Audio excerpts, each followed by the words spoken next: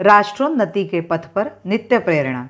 एक दिन, एक पृष्ठ, एक विचार। श्री गुरुजी समग्र 12 खंडों का संक्षिप्त रूप भारतीय विचार साधना पुणे द्वारा प्रकाशित किया गया है।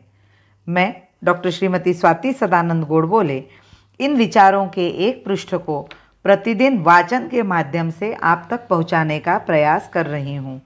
यह प्रकाशित विचार हमें प्रतिदिन प्रेरणा देते रहेंगे। आज दिनांक 2 नवंबर का विचार। संयुक्त राष्ट्र संघ से न्याय की अपेक्षा व्यर्थ। राष्ट्रों के बीच हुए संघर्ष को शांतिपूर्ण ढंग से हल करने हेतु राष्ट्र संघ का निर्माण किया गया है, परंतु इस राष्ट्र संघ का रवैया हमारे प्रति कुछ ठीक नहीं है। उस पर प्रबल देशों का प्रभाव है। उन राष्ट्रों के उसमें स्वार्थ भी रहते हैं। संयुक्त राष्ट्र संघ की कार्यवाही उनके अनुकूल रहती है। अपने संघर्ष के संबंध में सत्य प्रश्न को छोड़कर अन्य प्रश्नों पर ही बातचीत हुई।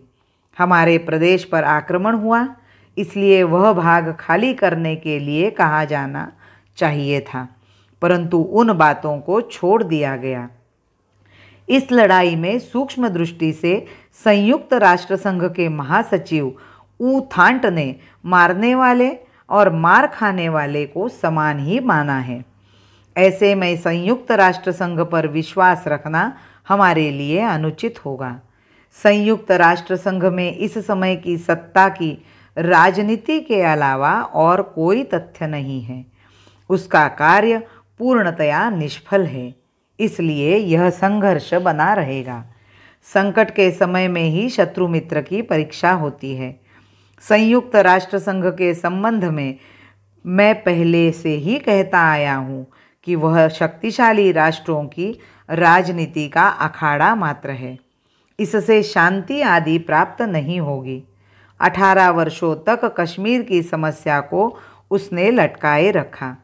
सर्वप्रथम कश्मीर का प्रश्न राष्ट्रसंघ के समक्ष रखने वाले श्री गोपाल स्वामी आयंगार के पुत्र श्री पार्थ सारथी ने संयुक्त राष्ट्र संघ का स्थायी सदस्य बनने के बाद कश्मीर समस्या पर बोलते हुए कहा था, 18 वर्ष पहले मेरे पिता कश्मीर पर हुए आक्रमण को खाली कराने के लिए आपके पास आए थे, किंतु उस प्रश्न को एक ओर रखकर आपने ऐसी अनर्गल बातें करना प्रारंभ कर दिया कि कश्मीर है किसका, वहाँ जनमत संग्रह कैसे होगा आदि।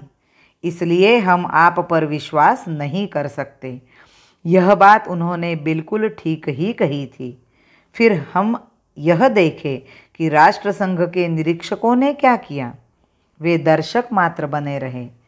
पाकिस्तान द्वारा भेजे गए सशस्त्र घुसपैठिए, छतरीधारी सैनिक आदि सब उनकी आंखों के सामने से गुजरते रहे। उन्होंने इस बात को स्वीकार भी किया है, किंतु पाकिस्तानी सेना को पीछे धकेलकर जब हमारी सेना लाहौर सियालकोट तक जा पहुंची, तब सब दौड़ते हुए आए और शांतम पापम कहकर हमें शांति का उपदेश देने लगे। अंग्रेज भी ऐसा ही किया करते थे। वे मुसलमानों को उकसाकर हिंदुओं पर आक्रमण करवाते और जब कभी हिंदू प्रत्युत्तर देने को खड़ा हो जाता तब बीच में पड़कर शांति के पुजारी बन जाते थे। आज भी वही नीति अपनाई जा रही है। आक्रमणकारी तथा आक्रांता दोनों को जहाँ एक ही स्तर पर रखा जा रहा है, ऐसे राष्ट्र संघ में हमें न्याय नहीं मिलेगा। जग प्रहरी फिर विदेश जाल बुनकर, जग प्रहरी फिर विदेश जाल बुनकर, कर रहे आघात तेरी हरित भू पर, कर रहे आघात तेरी हरित भू पर। भारत माता की जय। वंदे मातरम।